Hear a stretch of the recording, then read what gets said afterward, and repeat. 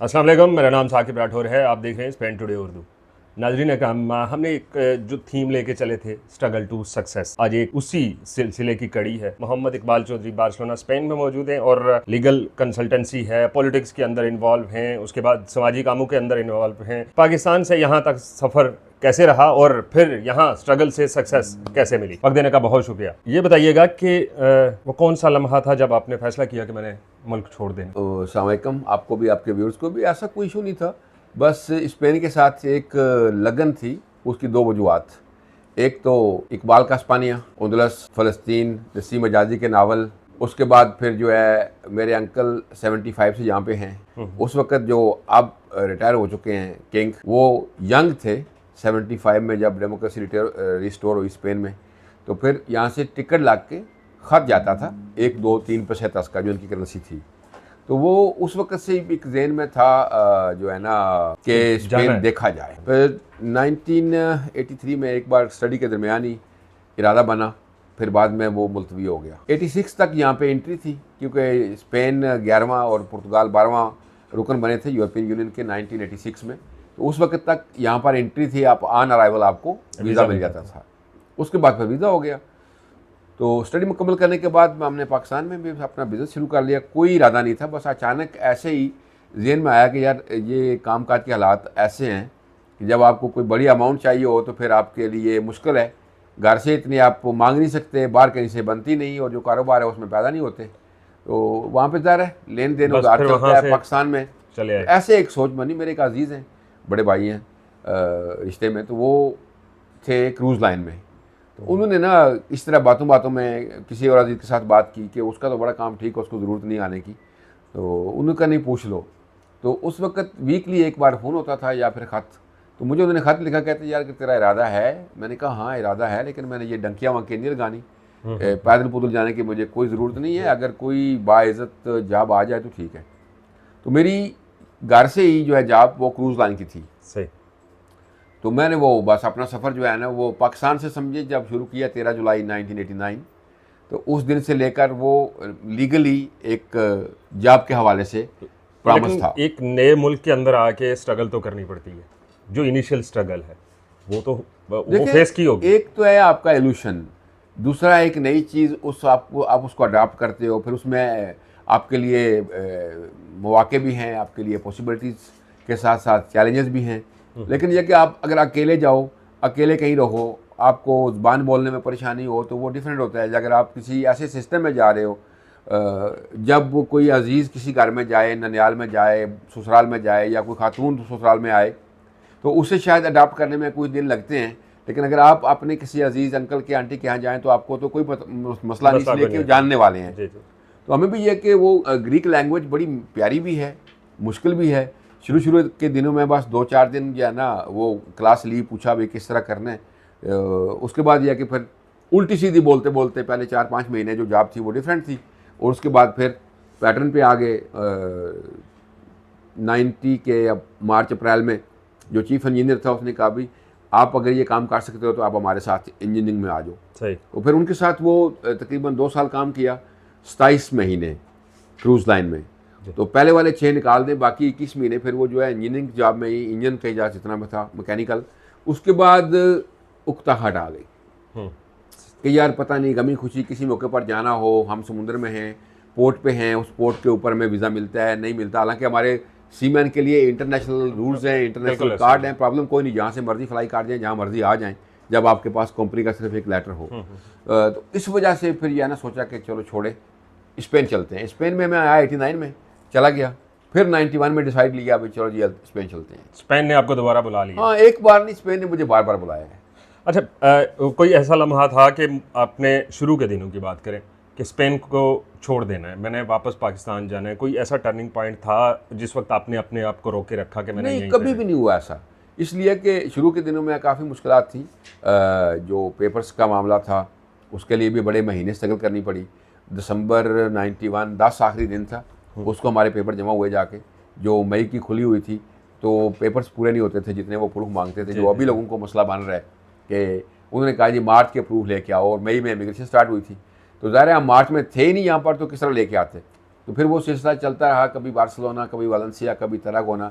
And पे जाके लोग्रोनियो में हम जो है ना 9 दिसंबर की रात को पड़ाव किया और 10 की सुबह जो है ना पेपर ना सिर्फ आपने जमा कराए बल्कि जितने लोग बाकी बाद में पहुंचे उनको भी हेल्प आउट किया कि आप इस तरह के फार्म बना लें, सिस्टम कर लें, जो कुछ हमारे पास पैटर्न पहले से लोगों ने तैयार करके दिया हुआ था उसी पर। तो ये सिलसिला जब आपने वहाँ पे पेपर सबमिट करवाए अपनी इमिग्रेशन के, तो कहीं उसी वक्त ख्याल नहीं आया कि मैं इसी को कंटिन्यू करूंगा, मैं लाखों लोगों के पेपर खुद ही जमा करवाऊंगा? मैंने आपको एक बात कही थी दरमियान में कि मुझे स्कूल के ज़माने में ना शौक था पोस्ट ऑफिस जाना, ये टिकटों की कलेक्टिंग होती है ना जो स्टैम्प, जी। तो फिर लेके जाओ तो पता है अक्सर गांव में तो लोग पढ़े लिखे नहीं है, तो किसी ने कहना भाई बेटा ये मुझे खत पढ़ दो, बल्कि किसी ने तो कहना मुझे फिर लिख के भी देना है बाद में। तो हमारी उसमें मजदूरी क्या होती थी, कलेक्शन टिकटों की। तो टिकट ले लिए कि किसी का कुवैत से आ रहा है, किसी का जो है ना इराक से, सऊदी अरब से, ज्यादातर उस वक्त गल्फ से आते थे, और बरतानिया से, इधर से स्पेन से। तो इस तरह वो कलेक्शन के सिलसिले में ही ये एक आवाम के साथ रब्ता और ये खिदमत का जज्बा जो है वो था ही। 91 में हमने 3 दिसंबर को यहाँ पे एक स्ट्राइक की थी, हंगर स्ट्राइक, उसका नाम था तादम बर्क भूख हड़ताल, सिर्फ इस रवैये से जो मिनिस्ट्री का था कि वो हमारे पेपर्स जमा नहीं कर रहे। तो उसको भी बहुत शोहरत मिली क्योंकि इनके लिए भी वो एक इम्पैक्ट था कि इस तरह के लोग जो गैर मुल्की हैं, गैर कानूनी हैं, वो अपने हकूक़ के लिए एक कानूनी आगे निकलते हैं। हाँ जी। अच्छा ये बताइएगा कि आपको कब ख्याल आया कि आपने यहाँ की मकामी पॉलिटिक्स के अंदर इन्वॉल्व होना है? मेरा ख्याल ये है कि इंसान जो है वो एक एसोसिएबल एनिमल है, आपको हमेशा किसी न किसी के साथ राब्ते की, तल्लक की ज़रूरत रहती है। सियासी कीड़ा या शऊर या ठड़क पंजाबी वाला वो पाकिस्तान से था। मैंने 77 वाली पहली कैंपेन नंगे पाँव भुट्टो साहब के लिए की थी, तो तब से वो एक माइंड बना हुआ था उस तरफ। तो फिर उसके बाद जब पढ़ते गए तो पता चलता गया, पढ़ते खुलती गई, एशिया की सियासत को पढ़ा, यूके और यूएसए की सियासत को, उनके किरदार को पढ़ा, तो फिर ये चीज़ें आगे चलते चलते ज़रा वक्त मिला। तो ये भी बाई गॉड गिफ्ट है कि आपकी ऐसी जिम्मेदारी बन जाए, आप किसी ऐसे सिलसिले में लग जाए। मैं नाज़िर खान का यहाँ पे क़याम अमल में आ गया, उसके साथ लग गए। तो दोस्तों की पहले दिन से ऑफ़र थी प्रेसिडेंसी की, तो मैंने रिक्वेस्ट किया नहीं मैं सबसे आखिर में जाऊँगा। तो मैंने जॉइंट सेक्रेटरी कम्युनिकेशन नायब नाज़म नशर व इशाअत की ज़िम्मेदारी कबूल की कि मैं इस काबिल ही हूँ, मैं सबसे आखिर में हूँ। तो ये नशर व इशाअत की जहाँ तक आपने बात की, क्या ये पाकिस्तान में भी एक शौक था या सहाफ़त के साथ कोई वाबस्तगी थी? देखिए वो तो इसका सबसे बुनियादी थीम क्या है कि पढ़ो पढ़ो और पढ़ो। मैंने 3 लोगों को पाकिस्तान में पढ़ा है और जी भर के पढ़ा है। उस्ताद सहाफ़त के अरशाद अहमद हक़ानी, आरफ निज़ामी, उसके बाद अब्दुल कादिर हसन जी, हमारे अजीज़ थे, अल्लाह की रहमत करे, साबिक़ आईजी पंजाब फजल हक, गाहे गाहे बास खां, वो जंग में लिखते थे। तो किसी बड़े बुजुर्ग ने जो उस ज़माने में अंग्रेज़ के ज़माने में वहाँ पे BA किया हुआ था उन्होंने, तो वो कहते थे बेटा बाल की खबरें कभी ना पढ़नी, ये तो सब झूठ होता है, चटपटा मिर्च मसाला होता है, खबर पढ़नी है तो कालम पढ़ा करो। फिर हमें लत लग गई कि हमने हर अखबार कालम पढ़ने हैं, वो जंग हो या नवाब, तो 2 ही खबरें आती थी। बिल्कुल। अच्छा सियासी और समाजी सफ़र तो आपका रहा, जो यहाँ पे हमारे पाकिस्तानी कम्युनिटी है, आपने तो ना तो स्ट्रगल देखी उस तरह से कोई जिस तरह आज स्ट्रगल हो रही है जो पाकिस्तानी लोग कर रहे हैं यहाँ पे, या इमिग्रेंट्स कोई भी हैं वो कर रहे हैं, और ना ही आपको दिगर मसाइल का सामना। एक कल्चरल जो डिफरेंस है हमारा पाकिस्तान का और यहाँ हिस्पानिया का, अब उसको कैसे लेके हमारी कम्युनिटी चल रही है और कहाँ पे लूप होल्स हैं, क्या करना चाहिए? आपने बहुत अच्छी बात की कि मुझे वो वाली परेशानियाँ अल्हम्दुलिल्लाह नहीं हुई, क्योंकि जब आप किसी परदेश में जाते हो वहाँ पे कोई आपका ठिकाना भी है, फिर आपकी जेब में पैसे भी हैं, फिर आपको जॉब भी मिल जाती है, रिश्तेदार भी, ठीक है, तो फिर आपके लिए वो परेशानी नहीं। लेकिन 91 से लेकर तकरीबन 2005 तक, ये 14 साल का जो अरसा है ना, इसमें पुलिस का बहुत प्रेशर था। यहाँ पर नेशनल पुलिस अभी भी रेस्ट ऑफ स्पेन में डॉक्यूमेंटेशन के हवाले से बड़ी उनकी औकाबों वाली नज़र है, हाक्स हैं, यानी उनको बंदा चलता नज़र आ जाता है कि इसके पास पेपर हैं या नहीं है, तो बंदों को उठा के ले जाते थे 48 आवर्स, अब उस ज़माने में 72 आवर्स। वो बतैया बड़ा फेमस था कि बंदा बेचारा नीचे उतरा पानी लेने के लिए और 3-4 दिन के बाद उसका पाकिस्तान से फ़ोन आ गया, यार मैं तो इस्लामाबाद पहुंचा हूँ, रिपोर्ट हो गया हूँ। अच्छा, ये वो डाले वाला चक्कर तो नहीं था यहाँ पे? नहीं, डाले वाला नहीं, लेकिन सिमिलर ही था। डालों की तो वो पॉलिटिकल है ना, लेकिन ये इनकी एक इंतजामी जिम्मेदारी थी कि लोगों को जो है ना उठा लिया, कोर्ट में ले गए, कोर्ट से सजा दिलवाई, डिपोर्ट कर दिया। कभी किसी बंदे ने छोड़ दिया।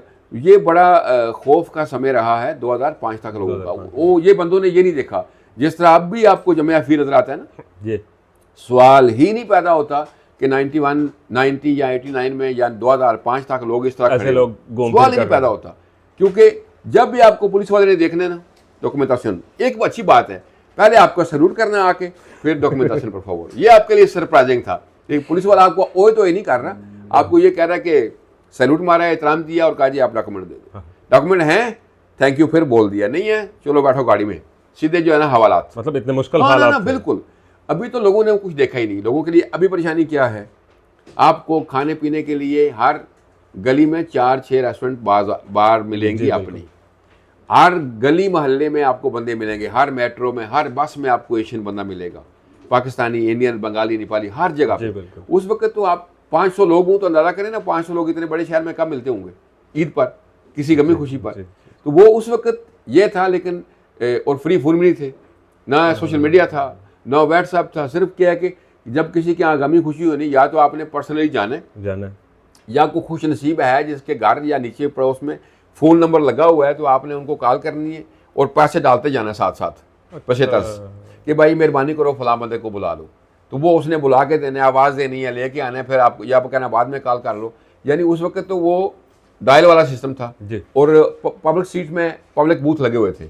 आप उसमें सिक्का डालो जितना अरसा उसका है, वरना फिर वो टूं करेगा नया सिक्का डाल दो, फिर टूं करेगा नया सिक्का डाल दो। मतलब मुश्किल था ये भी। नहीं, मुश्किल तो ऐसे था कि आप जो लोग बार्सिलोना में अल्हम्दुलिल्लाह मिलियनियर्स हैं ना, उन लोगों के पास उस वक्त 60 सेंट के बराबर 100 पैसा था। 100 पैसा नहीं होता था कि वो डाक टिकट लगा के खत डाल सकें। इतने काम के हालात वर्ष थे कि लोग बाहर से पैसे मंगा खाते थे। अब तो अल्हम्दुलिल्लाह जो लोग आए हैं उनकी फैमिलीज भी यहाँ पे हैं, रेफरेंस हैं, मेंबर्स हैं, वो आगे पीछे काम करके आए हैं। अब तो समाजी तंजीमें इतनी सारी आ गई लीबिया हैं। वालों के, माँ स्वाय लीबिया वालों के जो बेचारे लुट लुटा के आते हैं, सिर्फ अपने तन के कपड़े लेके आते हैं। बाकी जो लोग रेस्ट ऑफ यूरोप से आ रहे हैं उनके लिए तो कोई वो वाली मुश्किलात नहीं है। कल्चरल डिफरेंस के बारे में मैंने पूछा था कि हमारे लोगों को, मतलब एक होता है ना जब डिफरेंस होता है तो वहाँ पे तसादम की सूरत हाल भी बनती है, जो मतलब एक हमारे सकाफत है। देखिए, इसमें दो चीज़ें हैं। एक तो इनकी रंगत, इनका खून, इनका रवैया, उसके अंदर बाकियात मौजूद हैं जी उस ज़माने की। दूसरा, बेसिकली ये कोई जंगजू लोग नहीं हैं, जी। अच्छे लोग, अमन पसंद। अच्छे लोग हैं, अमन पसंद हैं, अच्छे इखलाक वाले हैं। इन्होंने 2 जंगें देखी हैं, जंग अजीम अव्वल और दोम, भूख देखी है, 25 साल सिविल वार देखी है स्पेन में। जी। और ये लोगों के अंदर इंसानियत की कदर है। कुछ आवाज़ें अब उठ रही हैं जो एक्सट्रीम राइट वाले हैं, लेकिन फिर भी इनके यहाँ अक्सरियत आज भी इंसानों की कदर करने वाली है, बल्कि हर जान की कदर करने वाली है। जी। प्रॉब्लम हमारे साथ है कि हम इस माहौल मुआशरे में रहते हुए आप एक अलग से आइसलैंड में रहना चाह रहे हो। जी। आप रहते यहाँ हो, पैसे यहाँ कमाते हो, सब मामला यहाँ करते हो, लेकिन सोच आपकी पाकिस्तान में अटकी हुई है कि आज यूरो के इतने रुपये बन रहे हैं, आज यूरो के इतने रुपये बन रहे हैं, आज वहाँ पे कुछ चीज़ खरीद लो, आज वहाँ पे कुछ चीज़ बेच दो। तरक्की का जीना ये है कि आप जिस सोसाइटी में रह रहे हो उसके साथ इंटरेक्ट करो। बिल्कुल। पहली चीज़ ज़बान। ज़बान। जब आपको ज़बानों बयान पे अबूर आएगा तो आपकी रिस्पेक्ट में इजाफा होगा। बिल्कुल। जब आप अपना माफ़ी ज़मीर बयान कर सकते हो तो फिर जिसके सामने आप बेगाने हो, दुई है, वो आपको जानना शुरू कर देगा। जी। उसके आपकी तरफ जज्बात अच्छे हो जाएंगे। मैं अल्हम्दुलिल्लाह पिछले कई सालों में, स्पेशली पिछले 20-25 साल से मिनाजुल कुरान को अमल में आए हुए तकरीबन पूरे 30 साल हो गए। 30 साल माशाल्लाह। तो इन 30 सालों में अल्हम्दुलिल्लाह कभी कोई ऐसा लम्हा नहीं आया जब हमने इस तरफ पुष्ट की हो या हमें कोई परेशानी हुई हो। अल्लाह का बड़ा शुक्र है, बड़ा अभी भी करम मैंने है। देखा वो हर वक्त इन्फॉर्मे लोगों वाली को- जो माजरत के साथ आपकी बात कट कर रहा हूँ, इन्फॉर्मे वाला जब सीन चला तो मनाजुल कुरान ने जगह जगह पे कैंप्स लगाए, वो मैंने देखा वहाँ पे उनको लोगों को फैसिलिटेट भी अभी किया। हालांकि 2020 में जो कोविड आया है ना, उसने बहुत सारे मामलात को स्टॉप किया है। ये हमारी जो रफ्तार थी वो स्लो हुई है। फिर कुछ नए लोग आ गए, उनका अपना असलूब था, अपनी मजबूरियाँ थी। हमने तो अल्हम्दुलिल्लाह इसको मिशन की तरह ही लिया है, मिशन को ही अपना ओढ़ना बिछौना बनाया है। और जब तक ये फील नहीं हुआ कि कोई प्रॉपर सर्विस देने के लिए जगह ज़रूरी है, 12 साल पहले 2014 में हमने अपने काउंसिल के साथ बाकायदा स्पेनिश वोकला रख के ऑफिस बनाया था। जी। फिर 16 में इधर वापस आ गए, 16 से लेकर 18-19 तक। अभी वो जो मेरा दोस्त है, वकील है, वो मेरे बेटे जैसा है बिल्कुल, अहमद, अभी आ गए, थोड़ी देर में आने वाला है। तो अभी तकरीबन हमें 8 साल हो गए यहाँ पे। जी। तो शुरू में इतने लोग नहीं होते थे, तादाद भी कम थी, लेकिन फिर जब लोगों को सर्विसेज मिली हैं, लोगों को पता चला है कि यहाँ पे सारी सर्विसेज एक छत के नीचे हैं। अच्छा, यहाँ पे एक चीज़ जो कमी मुझे नज़र आई है, क्योंकि 5-6 महीने से मैं भी देख रहा हूँ, हमारी जो कम्युनिटी है वो एक सर्कल के अंदर मौजूद है। उसके जो सियासी रहनुमा कह लें, सियासी लीडर हैं या समाजी लीडर हैं, जितने भी हैं, वो एक सर्कल के अंदर है। क्या ऐसा मुमकिन नहीं है कि जो कम्युनिटी के मसाइल हैं, बेसिक मसाइल हैं, उनके ऊपर उनको आगाही मुहिम चलाई जाए या फिर उनको बताया जाए? जैसे लैंग्वेज का बैरियर है, फिर इनके कल्चर को समझने की बात है, इस तरह की छोटी छोटी चीज़ें। देखिए 2004 में हमने एक एफर्ट की थी, बावजूद इसके कि अल्हम्दुलिल्लाह मिनाज कुरान ने हर लिहाज से कम्युनिटी को लीड किया है। फिर हमने 9/11 के बाद के जो मुश्किल हालात देखे हैं, जितनी यहाँ पे गिरफ्तारियाँ हुई हैं, पाकिस्तानी जितने लोग गिरफ्तार हुए हैं, जितने डिपोर्ट हुए हैं, जितने के केस हुए हैं, इन सब में भी अली उल ऐलान जाके सरकारी और गैर सरकारी मीडिया पर सब लोगों को डिफेंड किया है। और यहाँ तक कह दे कि आप हमारा खून निकालो और उसके साथ लिख लो अल्फाज आज, वो कल भी 100 साल के बाद भी साबित होंगे। हमारे बंदे किसी आम कामन जुर्म में मलूस हो सकते हैं, लेकिन दहशतगर्दी के साथ हमारा कोई तल्लुक नहीं। अच्छा। ना हमारा दीन में यह सिखाता है और ना ही हमारा लोगों के साथ एक्शन है जिनको आप यूज़ कर रहे हो, अफगान जिहाद से लेकर आज तक दहशतगर्दी के लिए यूज़ कर रहे हो। हमारा उनके साथ कोई तल्लुक नहीं, ना हमारी ज़बान, ना कल्चर, हमारा कुछ भी उनके साथ मुश्तरक नहीं है। हमारे लोग तो पीसफुल हैं, वो अपनी ख्वाबें जो उनकी हैं वो लेके उनकी ताबीर देने के लिए निकलते हैं। कोई पैदल आते हैं, कोई किश्तियों में समुद्र के नजर जाते हैं, कुछ की किस्मत अच्छी है तो वो बाई एयर आ जाते हैं। यही सारा सिलसिला है। प्रॉब्लम कहाँ है कि शुरू से लेकर स्पेशली 98 से जब हमने पब्लिक प्लेसेस पे जाके नमाजें जुमा ईदैन का एहतमाम करना शुरू किया, उसको भी 28 साल गुजर गए हैं। ये हमारा एजाज़ है कि एक ईद उल अज़हा पर 2006 में या 7 में पूरे 33 मिनट वो लाइव टेलीकास्ट हुआ टेलीविजन। हाँ जी, 7 मिलियन लोगों ने देखा उसको। वो वहाँ से पूरा खुतबा लाइव जो है ना वो टेलीकास्ट हुआ, नीचे उसके सब टाइटल्स लिखे हुए थे। ये अभी बिस्मिल्लाह रहमत भी आ गया। तो ये है कि काम करने को बहुत है। हमने हमेशा तरजीह दी है, कोशिश की है कि बच्चों को और बच्चियों को पढ़ाया जाए। आज आपको पाकिस्तानी डॉक्टर नजर आएंगे, पाकिस्तानी इंजीनियर नजर आएंगे, पाकिस्तानी वकील नजर आएंगे। इतने सारे अरसे में ये बहुत बड़ी अचीवमेंट है, लेकिन मैं मुतमिन नहीं हूँ। मेरा ख्याल ये है कि हमें हर शोबे ज़िंदगी में आगे आना चाहिए। इस मुल्क को, जो हमारा अपना मुल्क है, जिसकी आपने शरीयत ले ली है, जहाँ पे आपने प्रॉपर्टीज खरीद ली हैं, आपने कारोबार खरीद लिए हैं, तो ये आपका मुल्क है। बिल्कुल ऐसा ही, ठीक है। कोई डाउट नहीं कि पाकिस्तान हमारे दिलो दिमाग से नहीं निकल सकता, ना निकलना चाहिए। वो हमारे ईमान का हिस्सा है। मैं इस तरफ आ रहा हूँ, यहाँ पे बैठा आप है, मैं हूँ या कोई और है, या इस ऑफिस के अंदर है या इस कम्युनिटी के अंदर है, वो लोग रहते यहाँ हैं, कारोबार यहाँ पे करते हैं, उनकी औलादें यहाँ पे हैं, पासपोर्ट यहाँ के, लेकिन वो अभी भी पाकिस्तान के हालात से बाखबर रहना चाहते हैं। उसके ऊपर कुड़ते भी हैं, उसके ऊपर खुशी भी मनाते हैं। ऐसा क्यों? देखिए, पाकिस्तान अल्लाह का वो इनाम है जिसका हम कभी शुक्र अदा कर ही नहीं सकते। और उस पाकिस्तान ने इतना अजीम होना है, आज या कल हम देखें या हमारी औलादें उससे यकीनन मुस्तफ़ीद होंगी कि आप गुमान भी नहीं कर सकते। पर उम्मीद है, मैं यकीन है, उम्मीद नहीं। उम्मीद में तो फिर तजल्जुल आ सकता है। यकीन है अल्हम्दुलिल्लाह, उम्मीद वाली कोई बात नहीं कि उस मुल्क ने बहुत तरक्की करनी है, उस मुल्क ने बहुत आगे जाना है, उसमें सब कुछ ठीक होगा। प्रॉब्लम क्या है कि मैं ही चाहता हूँ बाकी सब ठीक हो जाए, मैं ठीक ना हूँ। ये खराबी है। यहाँ से हमने ये समझ लिया ना कि भाई मुझे किसी से कोई सरोकार नहीं, मैंने खुद ठीक होना है। जब मैं ठीक हो गया ना, हर मैं ठीक हो गई तो वो ठीक हो जाएगा। सर लास्टली ये बता दें, आपको यहाँ पे रहते हुए इतना अरसा गुजर चुका है, तो कोई ऐसा लम्हा जो आपके लिए सबसे ज़्यादा दुखी हो, और कोई ऐसा लम्हा जिस वक्त आप बड़े खुश हुए हों अपने कारोबार को लेके या निजी ज़िंदगी को लेके या कोई भी? देखिए, ज़ाती ज़िंदगी में लम्हा दुख वाला, मेरे वालिद साहब अल्लाह की रहमत करे, उनका इंतकाल हुआ 2012 में। तो उधर आपके सर से एक साया उठ जाता है। 3 साल पहले मेरे भाई का इंतकाल हो गया यूके में। यानी जो आपके कुर्बत के रिश्ते हैं जब वो उठते हैं, बाकी दुनिया में इंसान को अल्लाह ने हिम्मत भी दी होती है, तौफीक भी, और उसका करम इतना है कि ज़िंदगी में एक तो कभी अपने आप को तनहा महसूस नहीं किया। सही। ज़िंदगी में कभी ये नहीं पता चला कि मेरी ज़िंदगी बेवकूफ़ हो गई है, बेईमानी हो गई है। नहीं, अल्हम्दुलिल्लाह हमेशा कुछ न कुछ सोच अल्लाह पाक ने अता की है, और जिससे आगे बढ़कर बेहतर अंदाज में यहाँ पर पाकिस्तानी कम्युनिटी को, मुसलमान कम्युनिटी को प्रेजेंट भी किया है, रिप्रेजेंट भी किया है। ये इंटरफेस, डायलॉग, हारमनी, ऐसी चीज़ें हम 2000 से 9/11 से पहले स्टार्ट कर चुके थे। मसाजिद के ओपन डोर सेशन हम 2000 से पहले शुरू कर चुके थे। 7 मस्जिदें, अब 29 हैं बार्सिलोना में। 29 मस्जिदें हैं छोटी बड़ी। उस वक़्त टोटल 7 थी और उनमें से जो पहली बनी थी परमिशन के साथ वो मिनाज कुरान थी, जिसका पूरे डॉक्यूमेंट, लाइसेंस, एक्टिविटी का हर चीज़। फिर यह है कि पाकिस्तानी कम्युनिटी के फंक्शंस में एक साल में प्रेसिडेंट और वाइस प्रेसिडेंट और उससे अगले साल प्रेसिडेंट को मिनाज कुरान में खुद विज़िट करा के 29 मिनट या 30 मिनट का उनका शेड्यूल था, वो 35 की बजाय वो तकरीबन 65 मिनट तक रहे वहाँ पे। तो इतनी उनके लिए दिलचस्पी थी कि यहाँ पे क्या क्या हो रहा है। इंटीग्रेशन ही हमारा सबसे फास्ट रूट है। अपने दीन को ना छोड़ें, अपनी कल्चर और ज़ुबान को ना छोड़ें, लेकिन यहाँ का कल्चर अडाप्ट करो। वो कभी भी नहीं कहेंगे कि आप नंगे हो, ये आपका कल्चर है। उसमें बहुत सारी और अच्छी चीज़ें हैं। इंसान बनो, इंसानियत का एहतराम करो, इंसानों के साथ प्यार करो, किसी के साथ फ्रॉड ना करो, हेरा फेरी ना करो। आप कानून को ओबे करो, कानून आपकी मदद करेगा।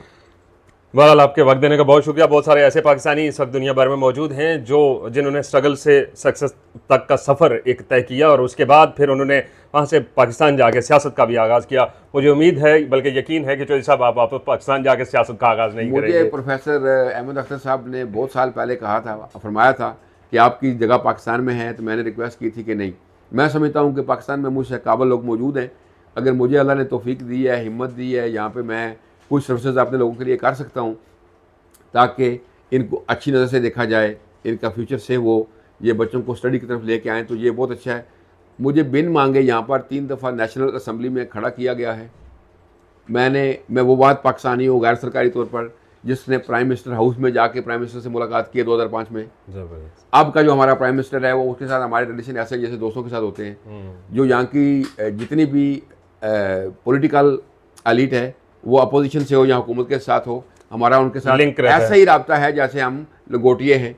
और कभी उनके साथ दूरी महसूस भी नहीं की। जो हमसे नफरत भी करते हैं, हम उनके साथ भी अच्छे तरीके से पेश आते हैं। इसके पीछे सिर्फ लैंग्वेज का होना ज़रूरी है? अल्हम्दुलिल्लाह, ये तो पहली चीज़ है ना जी। आप यहाँ की 2 लैंग्वेजेस हैं, कतलान और कस्तियानो। आपको पता है कि यहाँ पे कौन सी चाबी लगनी है, वो लगा देते हैं। मतलब जहाँ पे पंजाबी लगनी है, सिंधी लगनी है या पश्तो लगनी है। देखो ना, जो बंदा अपनी ज़ुबान में मानूस होता है वो किसी दूसरी में तो नहीं होता। बहरहाल वक्त देने का बहुत शुक्रिया। नाज़रीन इकराम, अपनी राय का इजहार ज़रूर कीजिएगा। अगर आपके पास भी सक्सेस स्टोरी है तो लाजमी शेयर करें, हम आप तक पहुँचेंगे। दीजिए इजाज़त, अल्लाह हाफ़िज़।